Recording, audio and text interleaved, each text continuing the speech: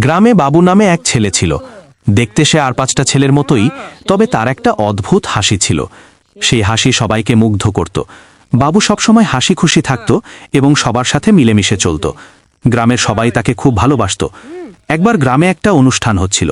সেই অনুষ্ঠানে বাবু তার স্বভাবসুলভ হাসি দিয়ে সবার মন জয় করে নেয়। অনুষ্ঠানে উপস্থিত সবাই বাবুর প্রশংসা করতে থাকে।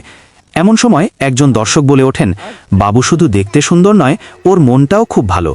তখন সবাই এক বাক্যে স্বীকার করে যে বাবু সত্যিই একজন ভালো ছেলে। আমাদের প্রতিবেশী বাবু এমনই একজন অদ্ভুত হাসির অধিকারী ব্যক্তি। তার হাসি সবসময় চারপাশকে আনন্দে ভরিয়ে তোলে।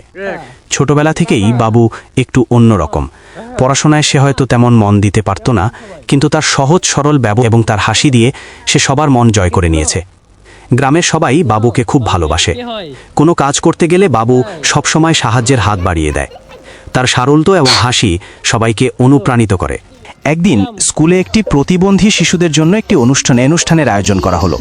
বাবু সেই অনুষ্ঠানে অংশগ্রহণের সিদ্ধান্ত নিল। সে তার বন্ধুকে বলল, আমি চাই সবাই প্রতিবন্ধী ব্যক্তিদের গুরুত্ব সম্পর্কে জানুক। তারাও আমাদের মতোই সমাজের একটি অবিচ্ছেদ্য অংশ। এই কথা বলে বাবু মঞ্চে উঠল এবং একটি সুন্দর গান গাইল। তার গানে মুগ্ধ হয়ে সবাই করতালি দিতে শুরু করল। বাবু যখন গানের তালে তালে নাচে, সে যেন এক অন্য ভুবনে চলে যায়। তার নাচ শুধু নাচ নয়, যেন আনন্দের এক অনন্য বহিঃপ্রকাশ। তার বডি ল্যাঙ্গুয়েজ দেখলে বোঝা যায় সে কতটুকু উপভোগ করছে সেই মুহূর্তটি। উপস্থিত সকলের মন আনন্দে ভরে ওঠে তার নাচ দেখে। এমন মানুষ আশেপাশে থাকাটাও ভাগ্যের ব্যাপার।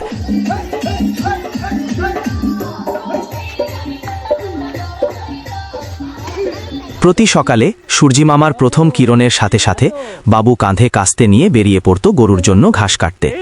পথে যার সাথেই দেখা হতো তাকেই সে তার মিষ্টি হাসি দিয়ে সম্ভাষণ জানাত। তার নিষ্পাপতা আর হাসি চারপাশের পরিবেশকে আনন্দে ভরিয়ে তুলত। মানুষজন বাবুকে দেখে খুশি হতো এবং তার সাথে 2-4টে কথাও বলতো। আমি যখনই বাবুকে সাইকেলে বা মোটরসাইকেলে করে নিয়ে যেতাম, ওকে বিভিন্ন প্রশ্ন করতাম। ও সেই সব প্রশ্নের উত্তর দিতে খুব আনন্দ পেত। ওর চোখে মুখে একটা উচ্ছ্বাস দেখা যেত, যেন একটা ছোট্ট সফর ওর কাছে। সেই সব দৃশ্য দেখে আমারও খুব ভালো লাগতো।